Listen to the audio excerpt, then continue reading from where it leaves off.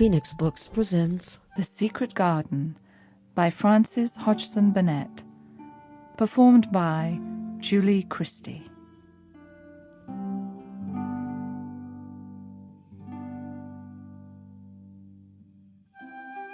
When Mary Lennox was sent to Misselthwaite Manor to live with her uncle, everybody said she was the most disagreeable-looking child ever seen. It was true, too. She had a little thin face and a little thin body, thin light hair and a sour expression. Her hair was yellow and her face was yellow because she'd been born in India and had always been ill in one way or another. Her father had held a position under the English government and had always been busy and ill himself. And her mother had been a great beauty who cared only to go to parties and amuse herself with gay people. She had not wanted a little girl at all. And when Mary was born, she handed her over to the care of an ayah, who was made to understand that if she wished to please the Memsahib, she must keep the child out of sight as much as possible. So when she was a sickly, fretful, ugly little baby, she was kept out of the way, and when she became a sickly, fretful, toddling thing, she was kept out of the way also.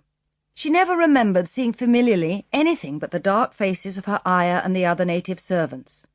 And as they always obeyed her and gave her her own way in everything, because the Memsahib would be angry if she was disturbed by her crying, by the time she was 6 years old she was as tyrannical and selfish a little pig as ever lived. One frightfully hot morning, when she was about 9 years old, she awakened feeling very cross, and she became crosser still when she saw that the servant who stood by her bedside was not her ayah. "Why did you come?" she said to the strange woman. "I will not let you stay. Send my ayah to me." The woman looked frightened, but she only stammered that the ayah could not come.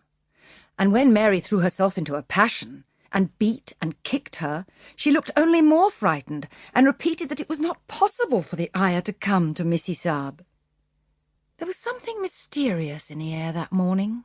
Nothing was done in its regular order, and several of the native servants seemed missing, while those whom Mary saw slunk or hurried about with ashy and scared faces. But no one would tell her anything, and her ayah did not come.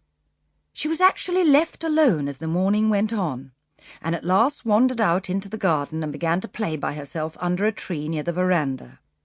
She pretended that she was making a flower bed, and she stuck big scarlet hibiscus blossoms into little heaps of earth, all the time growing more. Sample complete. Ready to continue?